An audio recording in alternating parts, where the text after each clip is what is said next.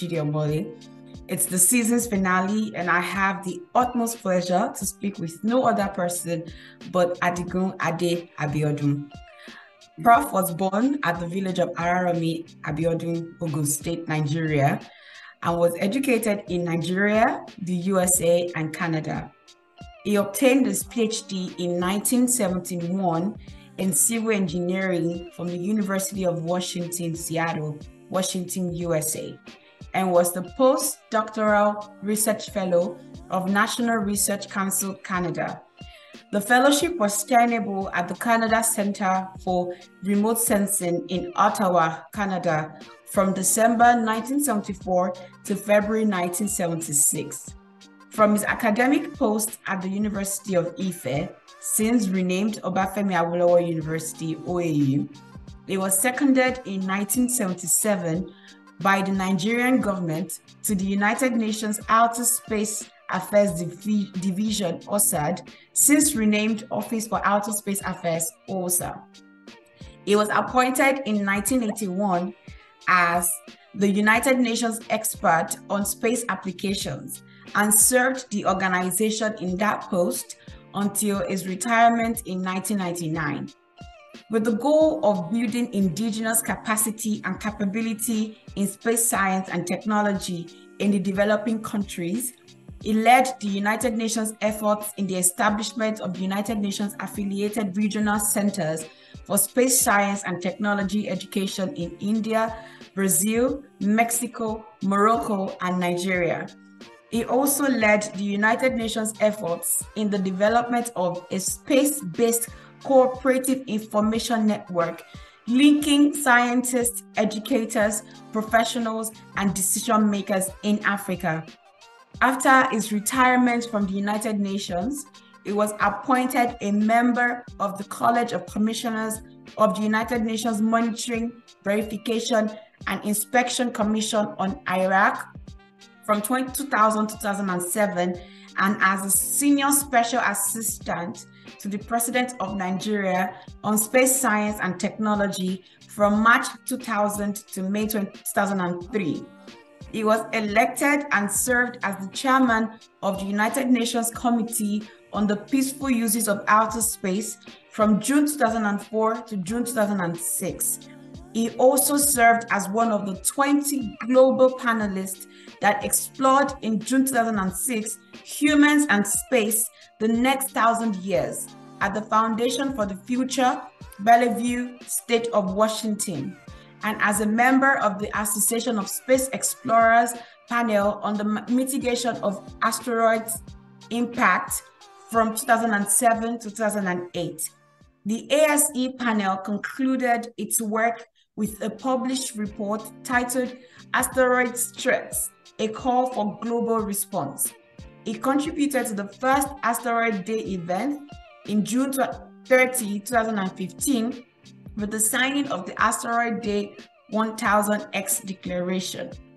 He initiated and co-founded the African Association of Remote Sensing of Environment and the African Leadership Conference on Space Science and Technology, ALC, since renamed ASLC. He was a board member of the Space Generation Advisory Council and a trustee of the International Society for Photogrammetry and Remote Sensing. He is currently a member of the Advisory Board of Space Week International Association, SWIA, and he once chaired the Advisory Council as well. He was also a member of the African Union Space Working Group. Ade Adigun has lectured and published extensively on different aspects of space science and technology, and he is the founder of the African Space Foundation and a co-founder of the African Space Policy Institute. To me, I call him the father of space science and development in Africa. Thank you so much for joining me today, Prof. It's my utmost pleasure to speak with you once again. Thank you very much. Thank you very much. So I know I just read a very long biography of yours, but I'll first ask you if you could touch on your educational background and your entrance into the space industry. And what's particularly endearing to me was the political climate and socioeconomic innuendos of our parents at that time when you ventured into the space industry at a time when people were either lawyers or doctors or bankers.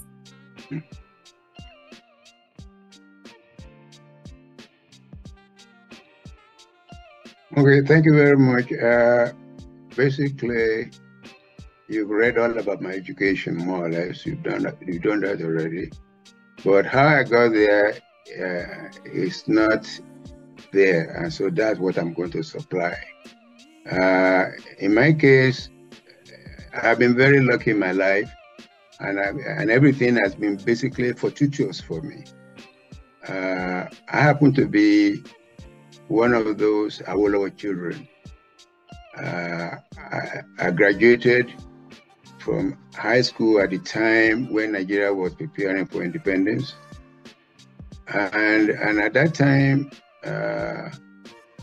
Nigeria was the darling of the world. Nigeria was seen as a Hong Kong of Africa and an African giant.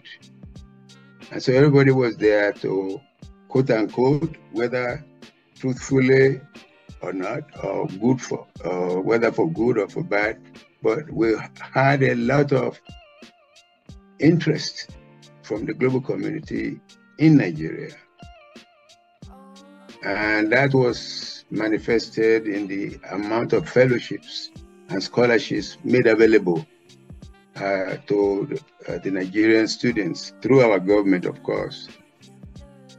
And at that time, we had a system when everything was open. I'm not joking, everything was open.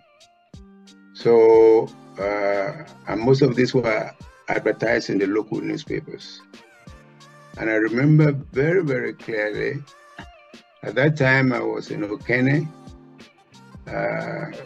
as a service student. I've already graduated from high school in December 1959. And I picked up the Daily Times of Nigeria. And there was a advertisement for the US scholarship. It's called African Scholarship Program of American Universities. More or less a program put together by the US government, that is a AID and the private sector. So, and it was the last day, it was closing the very last day. So I look at the paper and I just walk into the office they had at Balogun Street, and I applied right there. And the rest is history. And many of us got not only American scholarships, some got from Canada, I did myself. People got from India, Russia, and so on and so forth. And there was this call by many of them to say, if you have multiple scholarships and you already accepted one, please come and surrender the others you have. So in my case, I walked into the High Commission office of Canada, and I said, I've already accepted American scholarships, so I'm not coming. And I remember when you talk about the political environment, my high school teacher, who was the housemaster for my house in my secondary school, saw me. He said, oh, Adigun, congratulations, you got all these scholarships, but I understand you took American scholarship. I said, yes, sir. No, don't. You should go and take a British scholarship or the Canadian scholarship. I said, he said, because, you know, we don't recognize American education here. And for whatever reason, I just blew out of my mouth, sir, by the time I come back, the story will be different. And so I left Nigeria for the US and eventually returned to Nigeria, joining the staff at IFE in 1971, December. And I got to the campus, and just to my prediction, at about 10 of us in the Department of Agricultural Engineering, which was the foundation department for all of the engineering departments at IFE at that time, we at about 10 or 12 of us that were there, about 9 of us were American educated. Not only that, at that time also the University of Ife had a partnership with the University of Wisconsin in Madison. So that quote unquote, we don't accept American education was out of the air. And then, okay, so by the time I came to Ife, I came with my education in hydraulics and hydrology, basically the understanding of water in nature and in practical terms, in terms of delivering the water to the different users, either for washing the street or for the house or for irrigation. But you have to equally understand water in its nature, how it is flowing in the rivers and the floods and all of that. And we're using images of airplanes. And then the American program started in space in 1972. They've started their program, of course, as far back as 1958, when America first launched its own satellite. But civilian satellite was made available, the data, in 1972 when they launched Landsat-1. And they said, okay, this was going to do this, going to do that. So, and at that time also, the UN had already organized a World Conference on Space in 1968, at which time they agreed that the developing countries need to understand how to use this space data. So I got interested in that, more especially since I already work at Boeing, a company in Seattle. So, and I said, oh, maybe we can use this to understand the flow of water in our rivers and so on and so forth, to monitor the development of crops and building roads and all of that. So I took interest, but the interest was dormant until the UN then sent information out to all the UNDP offices in Africa and other developing countries, saying they were partnering with France to organize a training course in Tarbes, that's in southern France, Tarbes. Hey, so I applied, and I think some other people at Ife applied. To cut a long story short, I was one of the about 40 people around the world who attended that program for 6 weeks in Tarbes. Unfortunately, again, the 50% or more of the program in Tarbes was conducted in French. And even though in my university there was a demand or a requirement that you had to take a foreign language, and I took French. But at that time, I've already forgotten everything I learned about French. And fortunately, I was able to partner with a French young man. And so everything taught in French. At the end of the class, he would sit with me and get me through. And then we had some American professors who came from University of Michigan to that program. But at the end of it all, my brain was on fire by the time we finished that program. How I could learn more. On my way back to Nigeria after the course, I stopped in Paris. I went to a UNESCO office in Paris, and I met a Norwegian gentleman. I remember his name till tomorrow, Mr. Vahug, by name. And I said, by the way, this is what I've just done. This is what my interest is. Where can I get more education? So he gave me 2 papers, one for fellowship, postdoctoral fellowship in Canada, one in the US. And I rationalized that, oh, wait a minute, I already spent about 9 years in the US. I'm going to go to Canada. So I applied to Canada. To cut a long story short, the Canadians offered me the fellowship. And that was the beginning of my space journey. And at the end of that, I wrote a document. I spent about 14 months in Canada on sabbatical from Ife. And on my way back, I submitted at the Nigerian High Commission in Ottawa my report of what space can do for Nigeria, particularly with emphasis on Earth observation. Back to history, that was in 1976. But back to history in Nigeria in 1973, Nigeria applied to join CUPOS, that's the UN Committee on the Peaceful Use of Outer Space. But Nigeria never attended any of the meetings because there was no understanding of the subject matter at that time. Even though I think before that, our ministry of, I don't think we called it ministry then, like the Council on Science and Technology, they went on a world jamboree to understand what space was, but nothing came out of it. You just spent money.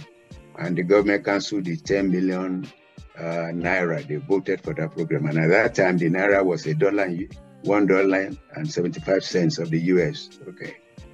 Now, so basically, so that was it in terms of education and the beginning of my entry into the space world. So I came back to Ife in 76 February, at a time when Nigeria now, and then on the basis of that document that I submitted in Canada, it landed in the Ministry of Foreign Affairs and in the Science and Technology Council. And they decided, okay, Nigeria is going to attend this meeting now. We've already been member, we have never attended, we are going to attend. So they sent a letter to Professor Aboyade in Atife to say that they want me to join the Nigerian delegation as an advisor. And I joined, them. And when I went to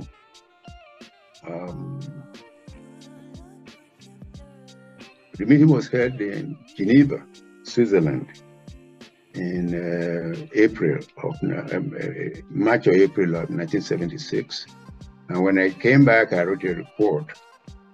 But when I was there, the chief of the Outer Space, OSAD, Office for Space Affairs Division, invited me for lunch. And to cut a long story short, the lunch ended up with a handshake and said, I want you to join us in New York. And I said, oh, with all my amala, gee, no, I'm not coming to New York. I'm serious. So he insisted, and he came back to New York on his own and submitted a job application to the Nigerian mission to the UN. We have the Ambassador Harriman, was the ambassador of Nigeria then, and so that was. And so I came. The form was sent to me at Ife. I spoke with some of my friends. I want to stay home. Anyway, the decision was made. I was going, and so Nigeria then agreed to send me to the UN for 2 years. And so I went to the office. I joined them. I was okay, no problem. And then eventually, when I was there, at the end of my first year, the chief called me and said, Nigeria sent you here for 2 years. Now this is the beginning of your second year. You have 11 more months to go. But the office has decided, and we've advised the Secretary General to offer you a permanent post at the UN. And the rest is history, put it that way. And then that was in 1977, 78 was when I joined in 77 July, and in 78 March or so, I was offered a permanent appointment as a remote sensing specialist and political affairs officer. And in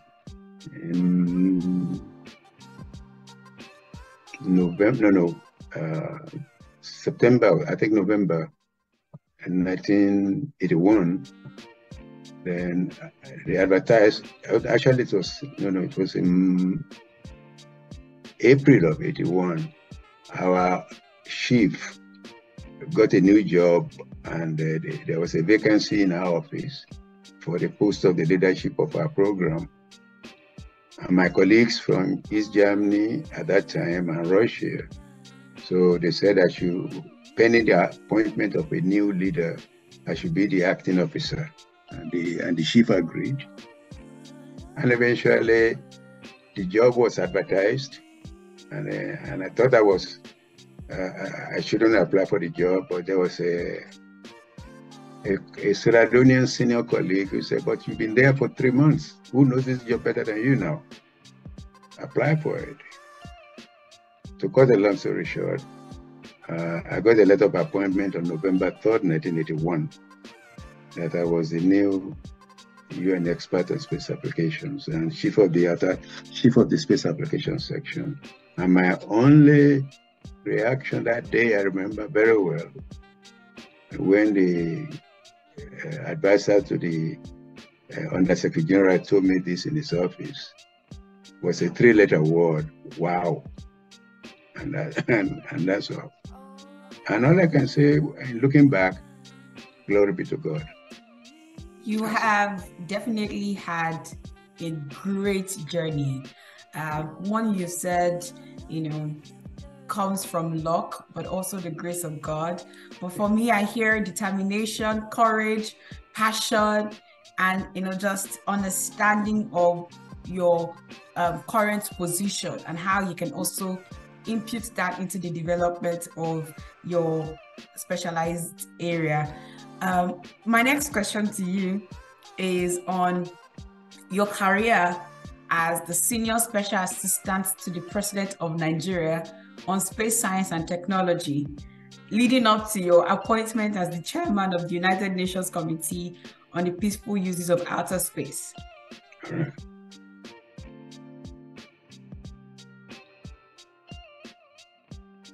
Now, before I go to that, there was another question you asked, but I didn't answer it.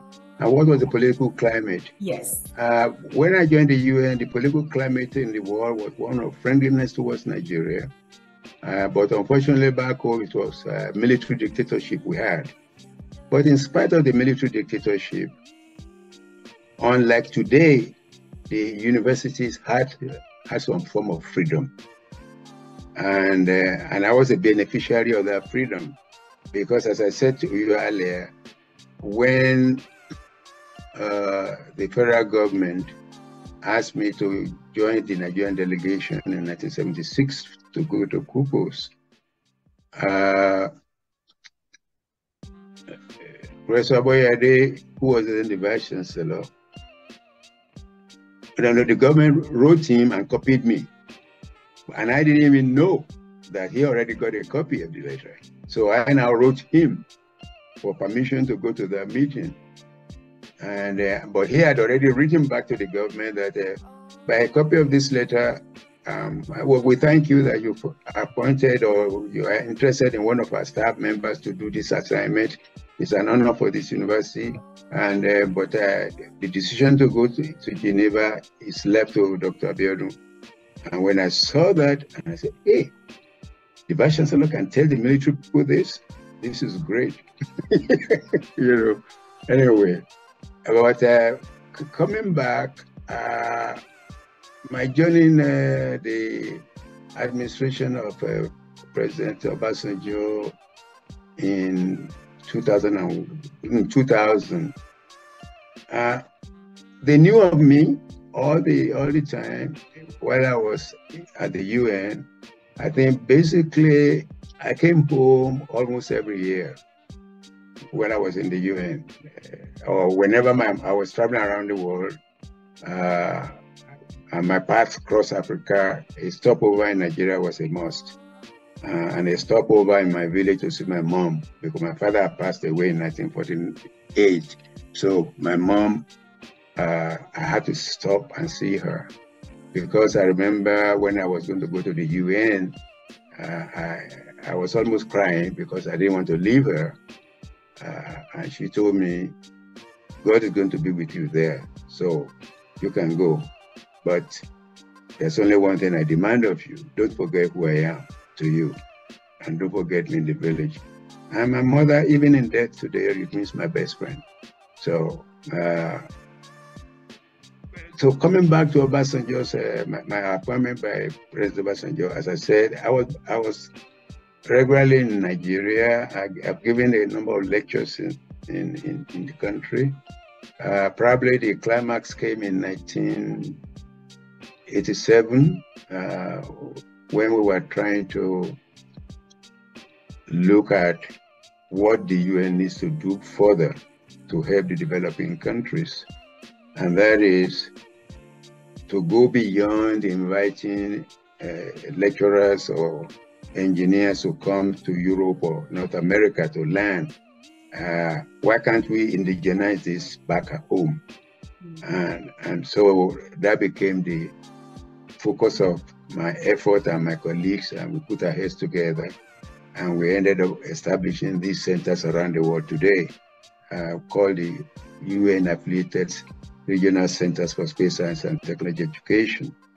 In Africa, as you read in my bio, we have one of those centers in Morocco, and it's French-speaking, and the English-speaking one is in Nigeria, at Ife, on the campus of Obafemi Awolowo University today. So I was conversant with what was going on, the Nigerian mission, whether in New York or in Vienna, when my office moved to Vienna. I was always meeting with whoever happened to be the ambassador. This is what the UN is doing in space. This is my role there. This is what space can do for Nigeria. And then the late Ambassador Azikwe and others in the Ministry of Foreign Affairs then invited me to Nigeria in 1987 to give, that was when they had this program called Civil Service Lectures, which were big events. And they invited me to give a lecture in the former Parliament in Lagos at Onekan Stadium, at Racecourse, not Onekan Stadium, in front of the Racecourse. So I did, and I met quite a lot of other officers, and they were coming, of course, they were coming to the UN for all the meetings. They were seeking my opinion in many of the issues. And I remember the day we concluded the third UN Conference on Outer Space in 1999, Ambassador Dr Abiodun in the Ministry of Foreign Affairs sent a message to me. I had met him in 1995 here in New York. So he now sent a message to me in 1999 at the end of that conference that I should call him. And I spoke with him on the phone. I think he was having a mission to London at that time. And he said, I wanted to come back to Nigeria. I need to talk with you. You need to come back home. I said, sir, for the last 20-something years, my bed in New York doesn't know my back. My bed and my back need to communicate. So I'm going to New York. Said, no, Nigeria needs you first. Come to Nigeria. To cut the long story short, I went home. I met with him. And the next thing that happened was I was invited to meet President Obasanjo. The NSA sent me a personal letter. And I went.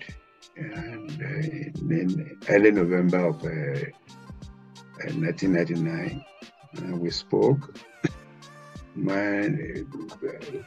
The end of that was to ask me to come and join the administration. And I told them I wasn't interested in joining the administration. All I was interested in letting Nigeria know what is happening in space, where the world is going, and to let the president and his administration know what is in Nigeria for that effort of ours. We're interested in space. And for me to be able to do that, I need to visit a number of places in Nigeria. I need to speak with a number of colleagues in Nigeria who know about the subject. And all I needed was 6 months. And at the end of the 6 months, I will give him a report, and my job is done. And so that's it. And they argue among themselves. I returned back to New York, and they concluded eventually that they want me back to be the title Senior Special Assistant to the President on Space Science and Technology. So I went, and my wife said, how much are you going to put it? They're going to pay you. So I gave her the letter that I don't remember the figure, but there are a lot of zeros there. And wow, I said, divide it by this number, and you get the dollar sign. Said, what? We are going to be, how are you going to survive there? I said, don't worry, I'm not going to Nigeria for salary. When I was at the UN for 20-something years, I was very vocal about what Nigeria was doing right and not doing right. This is an opportunity for me to put my mouth, or to put my brain where my mouth was. And we discussed. A lot of Nigerian colleagues argued against my going. But as I said before, I already written quite a bit about what Nigeria was doing wrong. And I sort of felt, if they call me to come and do something, I say no, then I'm just a empty can. So I should go. I had a lot of challenges, but I went. And one of the things I learned is that it's not easy to stay in America for the length of time I have stayed and believe you can make a difference just like that in Nigeria. It is, don't let me use any negative word, but it's a big challenge. And those who have gone and stayed back, I congratulate them. So I did my best. I think the best part of my assignment was that I got a lot of support from my wife. She was there with me for most of the time I was there. And Nigeria embarked on a satellite project, which meant that Nigeria was going to buy satellites. And today we've already bought about 5 satellites. I think one of them was built with the contribution of the Nigerian engineers that work with Surrey. And of course, and then we had many of them are now are not functioning. Maybe 1 or 2 are functioning. But I had to return here at the end of President Obasanjo's first term. And I remember at the end of that first term, we were asked to contribute our intellect into campaigning for the re-election. And I asked one of my former students when I was teaching at Ife, he was a senior officer in government then, said they invited you to be an advisor. So do that. That's what show him what type of advice you could give. So I ended up with a 13-page report to him instead of going on any political campaign, that these are the things I believe you should do. There are some of the things that we learned while we were growing up. Nigeria built this Federal Emergency Science School when there was no place, when there were no real science teaching beyond secondary school. And that helped many Nigerians to get that education and proceed into the disciplines related to science and technology in many areas of the world. So then there was, one of my issues was the civil service. When I was born and lived in Nigeria, the civil service was the one doing the construction, building the roads, doing the wiring and electricity, developing the irrigation facilities or the dam facilities. But right now, all that is going on in the civil service is people pushing the files and then hiring people, whether they know or they don't know. So I invited him to revisit some of the things that were good in what we did in the past and see what we can do. So, and I left. And it's been and when I look back, I just said, wow, thank God. But as I finished, and when I left Nigeria, when I retired, and I joined Nigeria, I joined the Obasanjo administration. I also had the role of serving as advisor to the Nigerian delegation to Kupos.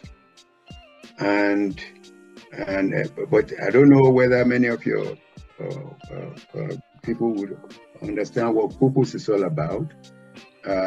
Kupos by itself, and I read from my book for you, Kupos by itself was established by the United Nations in 1959 And at that time, Russia had already launched the first satellite in 1957. America has launched its own in 1958. And there was all this competition in outer space. And the rest of the world felt threatened. Is that threat that led to the establishment of the UN Committee on Outer Space. And in short, that committee was established to review, as appropriate, the area of international cooperation in space, to study practical and feasible means for devising programs in the pursuit of outer space to be undertaken under the auspices of the United Nations. And that was where my own program emanated from, and the UN's program on space applications. And lastly, to provide encouragement for national research programs for the study of outer space and the rendering of all possible assistance and help towards their realization. And that's what we are doing now when we talk about asteroids. We are talking about the safety of outer space. We are talking about climate change and things of that nature. So I was there advising them. And then by the time I was leaving Nigeria, after President Abacha's first term, it was Africa's turn to lead this committee at the UN. And there were other African candidates.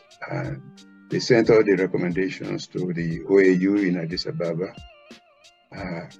Eventually, the decision came back, and then the ministry back home sought President Obasanjo's approval for my nomination. He agreed, and then they sent my papers to Addis Ababa. Addis Ababa agreed, and eventually I became the member state unanimously elected me in 2003 to be their chief to be the head of the chairman of the committee for June 2004 through June 2006. And during that period, we accomplished quite a few things. I don't know whether if we have time, I'll go through that.